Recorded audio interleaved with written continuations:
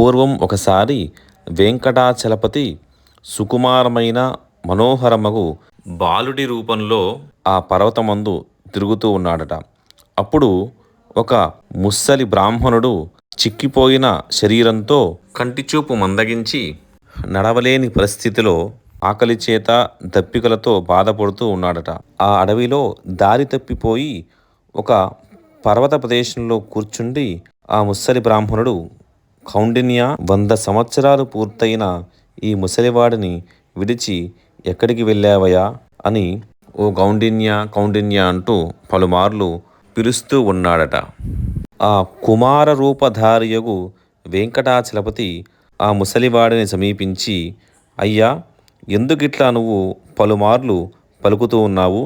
ఇక్కడ మనుషులెవరూ లేరు కదా, మరి ఎందుకు కౌండిన్య కౌండిన్య అని పదే పదే పలుకుతూ ఉన్నావు అని అడగగా ఆ వృద్ధుడు, అయ్యో, నేను మరణించినంత వాడినైతేనే దూరముగానున్న ఆశ్రమానికి ఎట్లా చేరుతాను?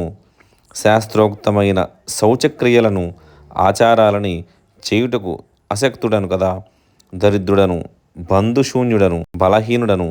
నన్ను ఆ చతుర్ముఖ బ్రహ్మ ఈ లోకంలో ఏ విధంగా జీవింపజేస్తున్నాడో అని ఆలాపిస్తూ ఏడుస్తూ ఉండగా నిర్హేతుక కృపానిధియగు వెంకటాచలపతి కుమారుడి రూపంలో ఉండి ఆ ముసలివానితో నవ్వుతూ, ఓ బ్రాహ్మణుడా, నీ శరీరము శిథిలమై ఉన్నది, ముసలితనంచే తెల్లగా పాలిపోయినది, కనురెప్పలు చర్మం వేలాడుతున్నాయి, నీ కన్నులకు ఏమీ కనపడకుండా ఉన్నది.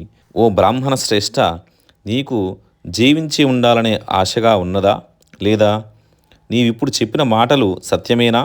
తెలుపుమని అడగగా ఆ ముసలివాడు, రాజా, నాకు జీవించాలనేటువంటి ఆశయం లేదు, కానీ నిత్యకర్మలను కానీ జ్యోతిష్టోమాదులను కానీ చేసిన వాడను కాను, దేవతలకు రుణపడి ఉన్నాను, కావున నేను శరీరాన్ని విడవడానికి ఇష్టపడను.